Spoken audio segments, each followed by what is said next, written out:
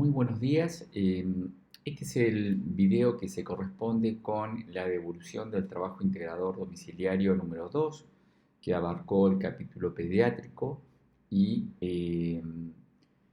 la idea que tenemos con este video es poder hacer una devolución de revisar las preguntas que quizás se respondieron con un poco de más dificultad o que generaron controversia en sus respuestas, ¿sí? Igualmente quiero felicitarlos porque hemos recibido muy buenos trabajos, aún en estas condiciones tan difíciles de tener que escuchar videos, verlos, tomar apuntes, leer textos con un docente trabajando a la distancia. Y con ustedes, no solamente teniendo que estudiar, sino por sobre todo teniendo que trabajar, sabemos, en situaciones muy delicadas y muy complejas. Recordamos que aquellas personas que no hayan entregado su trabajo integrador domiciliario o bien no lo aprobaron, van a tener una posibilidad de recuperar el programa de temas de cada trabajo integrador domiciliario que deban recuperar, ¿sí? Por ausentismo o porque no está aprobado, en la presencialidad, cuando podamos volver a la escuela.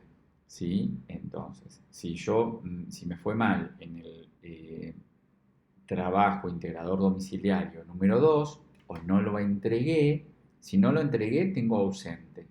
Y si no lo aprobé, tengo menos de 4 y tengo que recuperarlo.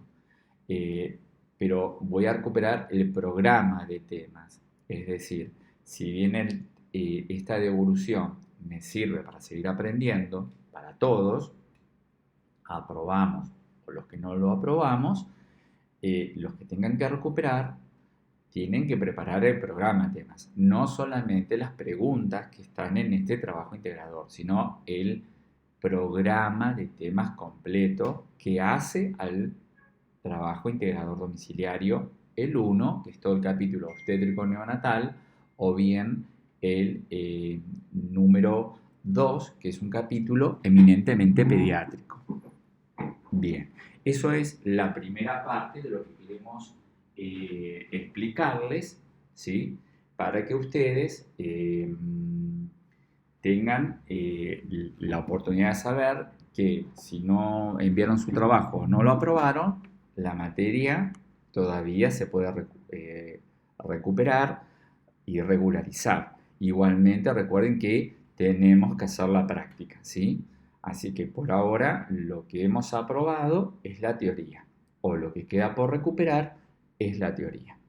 Muy bien. Sigamos. Bueno, vamos a las preguntas, ¿no? La primera pregunta tenía como un desglose en relación a los scores, ¿sí? La pregunta a qué es un score. Un score es una, o escala también traducido al español. Lo que permite es una herramienta, ¿sí? De uso muy frecuente clínico, que tiene características del tipo de predictoras, ¿sí? Y que a partir de diferentes variables permite llegar a un acuerdo o unificación de criterio, ¿sí? Eso es un score. ¿Cuál es su utilidad? Bueno, la unificación de criterios, objetivar aquello que es objetivo a la vista de diferentes actores y proporcionar una visión predictiva en relación a la evolución actual clínica de un paciente. ¿Para qué sirve el score de tal y colaboradores en específico? Bueno, ¿para qué sirve? Para determinar la capacidad ventilatoria que está teniendo un paciente que está sufriendo alguna enfermedad del tipo obstructiva. Nosotros lo vimos en el contexto de la enfermedad de bronquiolitis. ¿Qué correlatividades? Bueno, acá las correlatividades que permite conocer con la saturación de oxígeno y las necesidades, habíamos dicho en el video dedicado a bronquiolitis, que un valor, ¿sí? Menor a que alcance los 4 puntos, que hace a un cuadro leve del score de tal se corresponde con un niño que respirando aire ambiental me satura más del 95% y que aún en esas condiciones puede alimentarse, dormir y tener vigilias o estar despierto en condiciones bastante normales. En cambio, un niño entre 5 a 8 puntos hace un cuadro moderado, está saturándolo entre 92 y 95%, puede estar requiriendo entonces oxigenoterapia y la necesidad de alimentarse empieza a darse alterada por la disnea que despierta el cuadro obstructivo que tiene este niño, pero puede por ahora seguir durmiendo, aunque con cierta dificultad porque despierta por los accesos de tos, y la vigilia, bueno, se mantiene normal. En cambio, un niño con un score de tal de 9 a 12 puntos, que es el máximo, es un cuadro grave, donde ya la alimentación está imposibilitada, porque lo veníamos viendo del grado moderado, su capacidad de dormir ya está alterada, porque la disnea es suficiente para evitar la conciliación del sueño y la vigilia se ve entorpecida por la hipoxemia y la hipoxia que desencadenan estas enfermedades obstructivas. Esas son las correlatividades. La pregunta 2, que se define como bronquiolitis, una enfermedad obstructiva aguda que compromete las vías aéreas inferiores, principalmente bronquiolos terminales y respiratorios, ¿sí? Muy propio entonces la vía aérea inferior, de naturaleza infecciosa, viral, donde predomina el virus incisional respiratorio, rinovirus, y influenza y parainfluenza, ¿sí? Eso hace la definición extendida o extensiva.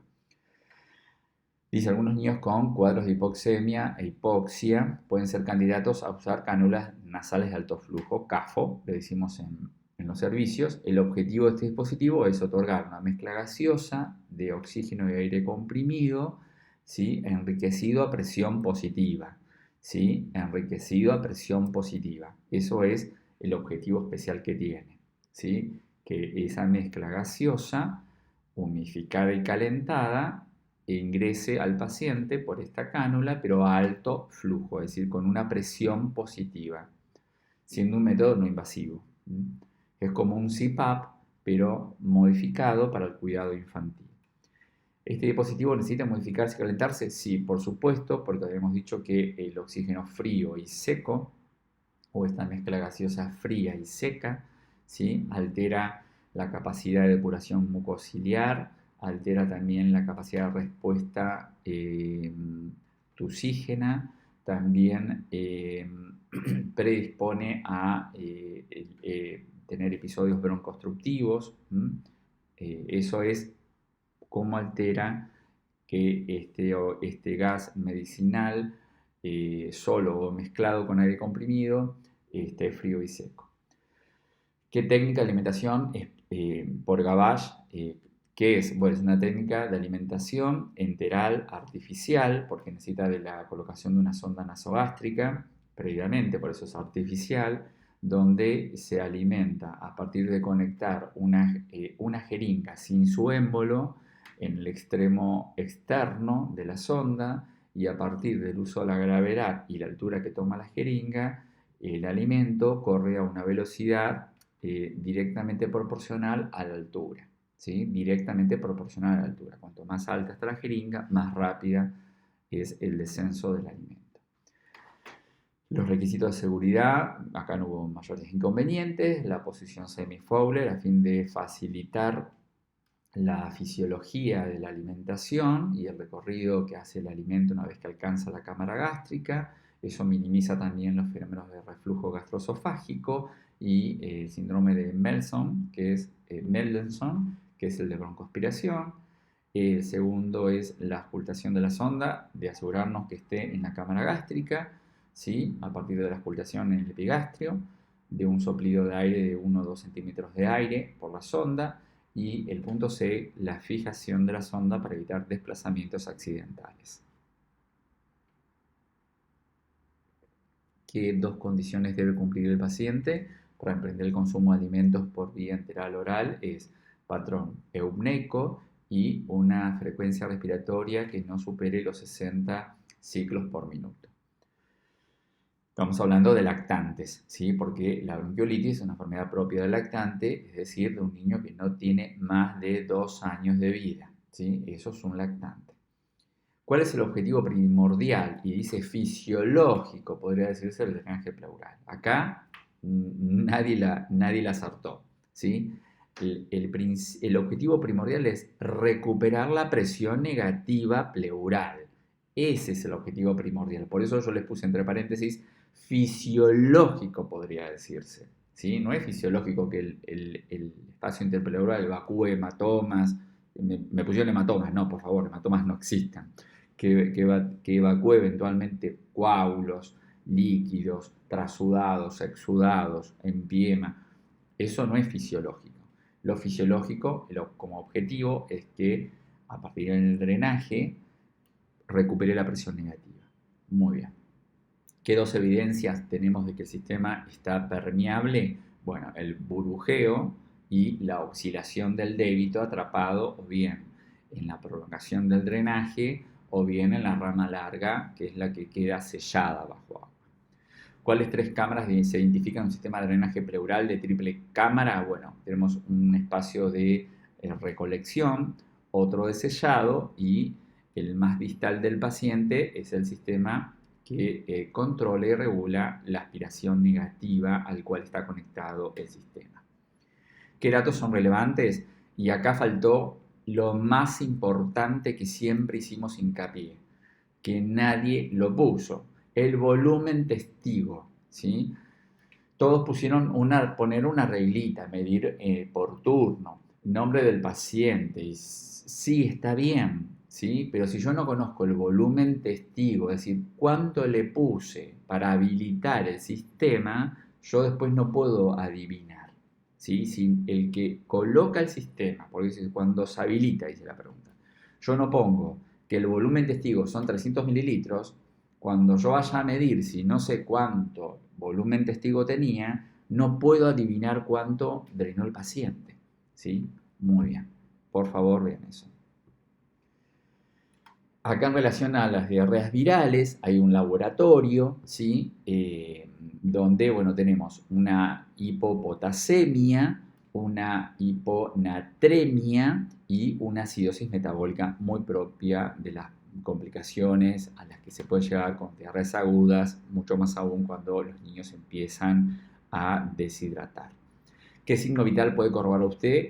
Bueno, el signo vital acá es la respiración y de la respiración la hiperpnea, ¿sí? Porque cuando el paciente hace acidosis metabólica empieza a hacer hiperpnea para contrarrestar la acidosis metabólica, ¿sí? Recuerden que la idea es llevar de una acidosis metabólica, ¿sí? a una alcalosis respiratoria. Siempre una alteración se corrige con su inversamente proporcional, ¿sí? Si estoy en acidosis, tengo que llevarme a la alcalosis. Si es metabólica, me tiene que llevar a lo respiratorio, ¿sí? Entonces el paciente hace hiperpnea, ¿sí? Hiperpnea y corrige la acidosis metabólica.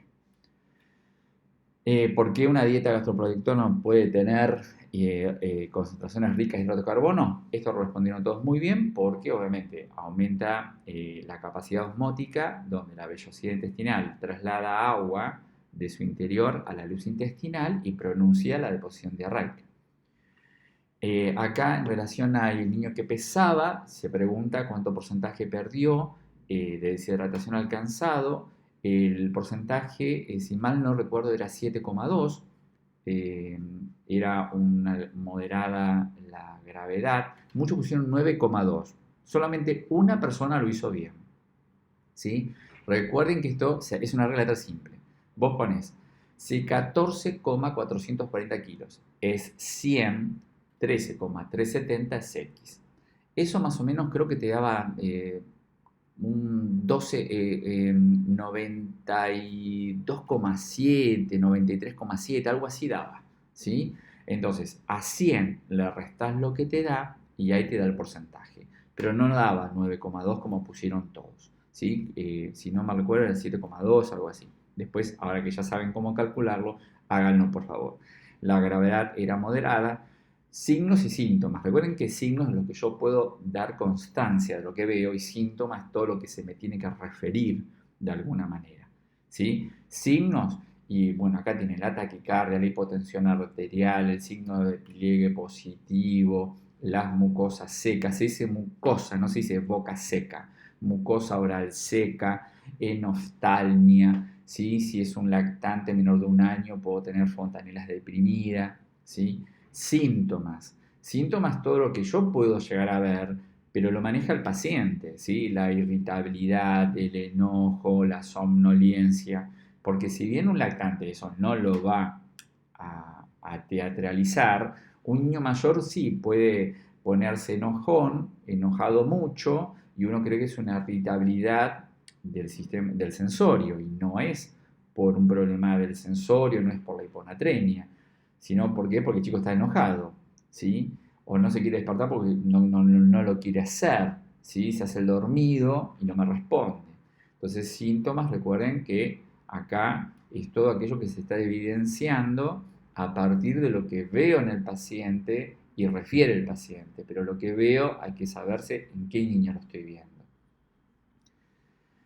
¿Dónde se denota más la diferencia entre una meningitis y una encefalitis? Bueno, en que las encefalitis deterioran rápidamente el sensorio sin signos meningios, mientras que la meningitis no altera tanto el sensorio, pero sí aparecen los signos meningios, ¿sí? La cefalea, la fotofobia, la fonofobia, eh, el signo de Brunskill, el de Kernin, ¿sí? Los gérmenes más frecuentes, bueno, los virales son mucho más frecuentes para las meningitis y las bacterianas para las encefalitis, ¿sí? Igual, obviamente, cualquiera de ellos puede estar en uno o en otro tejido, pero la frecuencia de presentación es esa.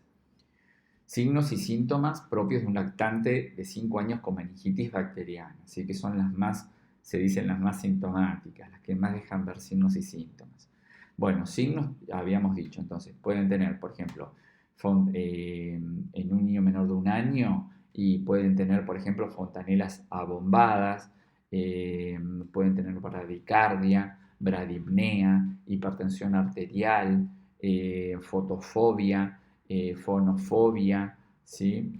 Signo Brunskill, signo de Kernin. Síntomas, irritabilidad, enlentecimiento para despertarse, bradipsiquia, es decir, dificultad para el procesamiento de la respuesta como lenguaje, ¿sí? Esos son algunos síntomas que pueden ver. ¿Dónde se realiza la punción lumbar? Bueno, en la región lumbar, entre los espacios intervertebrales L3, L4, L4, L5, ¿sí? Y los reparos anatómicos es, o bien hago una proyección antero-posterior del ombligo a la zona lumbar, o bien tomo las crestas ilíacas desde atrás como operador, y cuando junto los pulgares en esa especie de anillo tomando desde las crestas ilíacas, ahí voy a encontrar estos espacios intervertebrales. Los recursos se nombraron todos bien, recuerden la compresa fenestrada, recuerden barbijo, cofia, camisolín, guantes estériles y los tubos estériles de vidrio para recolección, para el citoquímico, ¿sí? Para el cultivo, y necesitan un tubo para PCR viral, que ese sí es de plástico y viene de tapa amarilla, es un clásico. Muy bien, define, explique y mencione causas. ¿Sí? Acá había que definir, explicar, clasificar y mencionar las causas de la ira. ¿Sí? Habíamos dicho que se definía como una incapacidad en la función del riñón de mantener la homeostasis hidroelectrolítica, estado ácido-base, hormonal y de regulación de la presión arterial. Se clasifica en aguda y crónica, en este caso estamos hablando de la aguda, que puede ser prerrenal, renal o posrenal, y las causas, ¿sí? Las causas, es decir, ¿qué puede causar problemas prerrenales, renales y posrenales? Las prerrenales, todas las que tengan que ver con alteración de las variables de presión y volumen, ¿sí? Hemorragias, hipotensión severa arterial, clampeos arteriales en cirugías cardíacas, ¿sí? Esos son uno de los fenómenos más frecuentes. En las partes, en lo renal, síndrome urémico hemolítico, necrosis tubular aguda, ¿sí? Todo lo que impacta en el parénquima renal. Postrenal, todo lo que altera el flujo de excreción urinaria, ¿sí? Puede ser, por ejemplo, prostatitis, hiperplasia benigna de próstata, litiasis, que haya impactado en la uretra o en alguno de los uréteres. Muy bien, algún tumor, ¿sí? Que obstruya la capacidad excretora del riñón. Una de las primeras premisas de la ira es forzar la diuresis, siempre usando pa, endovenoso, dice, siempre y cuando yo tenga un volumen intravascular suficiente. Porque si yo no tengo un buen volumen intravascular, no lo puedo forzar al riñón. En cambio, si yo tengo una hiperdinamia o hipervolemia, también se le dice, y no me está orinando ese paciente, lo fuerzo con diuréticos. Y el diurético por usar es la furosemida. Es decir, fuerzo al riñón a que produzca y excrete orina. Diuréticos ahorradores de potasio, la hidroclorotiazida, ¿sí? Es del producto más usado. Y otro que tiene, ustedes hicieron mención a la bueno, ahora no me acuerdo cuál era el que ustedes habían buscado, pero era creo que trimetrenina, si no mal recuerdo. Es verdad, es un ahorrador de potasio, pero se usa muy poquito en Argentina. Pero está bien porque es un ahorrador de potasio. Eh, Uno que nosotros usamos en Argentina, que es cuasi ahorrador de potasio, como un intermediario entre la FUR y la hidroclorotiazida, es la espironolactona, ¿sí? Ese es un poquito más conocido que el que ustedes nombraron, espironolactona, ¿sí? Es como a medio camino de un ahorrador y un no ahorrador, pero aparece más tirando para los ahorradores, como la hidroclorotiazida, que muy bien todos los nombraron. ¿Cuál es el método más usado para dializar en los niños? La diálisis peritoneal. ¿Y por qué? No es por el tema de los accesos vasculares, es porque la superficie abdominal en la infancia es, y piensen que estamos pensando en la primera infancia, en niños menores de 6 años, el abdomen es suficientemente grande y el peritoneo es una excelente membrana dializante. Por eso usamos mucho más la diálisis peritoneal y no tanto en el adulto, ¿sí?